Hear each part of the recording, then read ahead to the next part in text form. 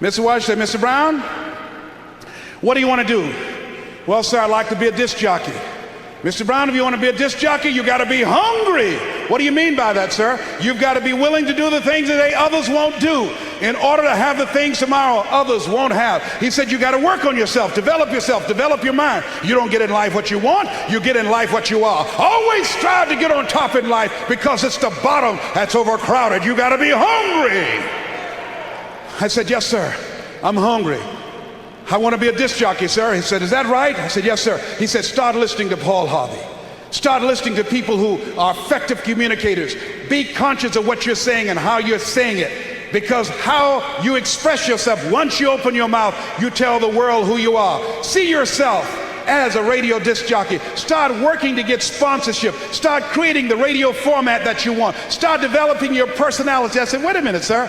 I said, I want to be a disc jockey. I don't have a job yet. And then he quoted Whitney Young. He said, it's better to be prepared for an opportunity and not have one than to have an opportunity and not be prepared. You got to be hungry.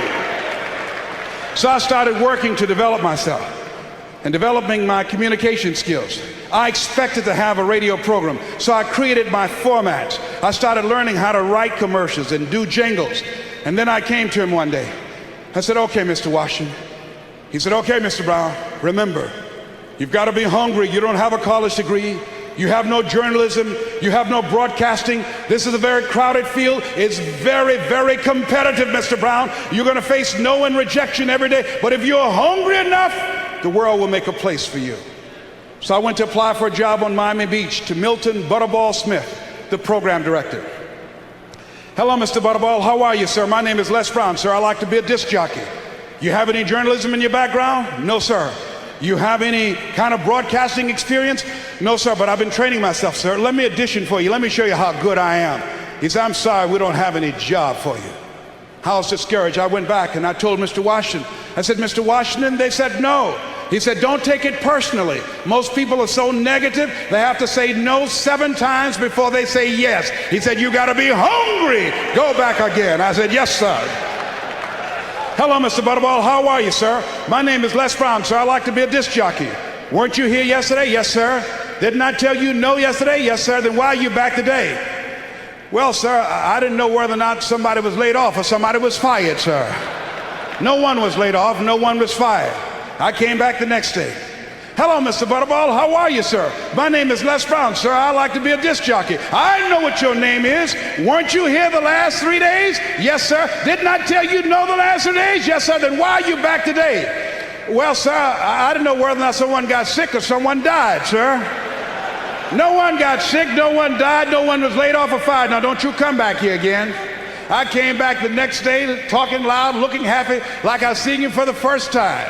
Hello, Mr. Butterball, how are you? He looked at me with rage. He says, go get me some coffee. I said, yes, sir.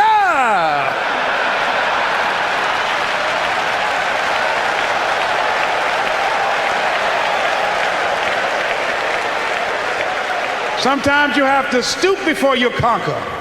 You got to sacrifice before you reign. So I became the errand boy for the disc jockeys. I'll go get their lunch and their dinner, and I'd stand in the control room, and I would not leave until they would ask me to. Then pretty soon, they trusted me to pick up entertainers that came to town. Entertainers like Diana Ross and the Supremes and the Four Tops and Gladys Knight. I used to drive them all over Miami Beach in the disc jockeys' big long Cadillacs. I didn't have any driver's license, but I was driving like I had some.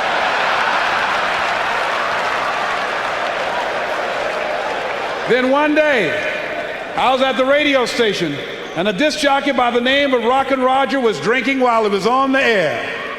He was slurring his words. It was obvious he was so inebriated he couldn't complete his show. And there I was looking at him through the control room window, walking back and forth, young, ready, and hungry. I was saying, drink, rock, drink. Drink, rock.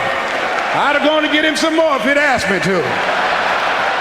Then pretty soon the phone rang. It was the general manager, and I answered the phone. I said, hello? He said, young boy, this is Mr. Klein. I said, I know. He said, Rock can't finish his program. I said, I know. He said, would you call one of the other DJs in? I said, yes, sir. I hung the phone up. I said, now he must think I'm crazy. I called my mama and my girlfriend Cassandra. Said, y'all come out on the front porch and turn up the radio. I'm about to come on the air.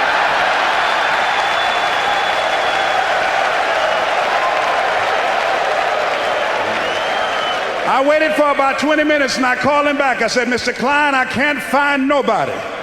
He said, young boy, do you know how to work the controls? I said, yes, sir. He said, go in there and segue the records and don't say nothing here. I said, yes, sir. I couldn't wait to get behind that turntable.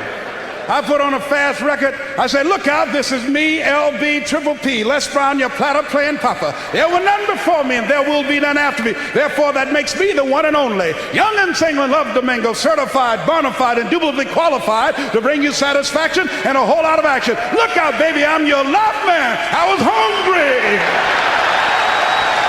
I was hungry.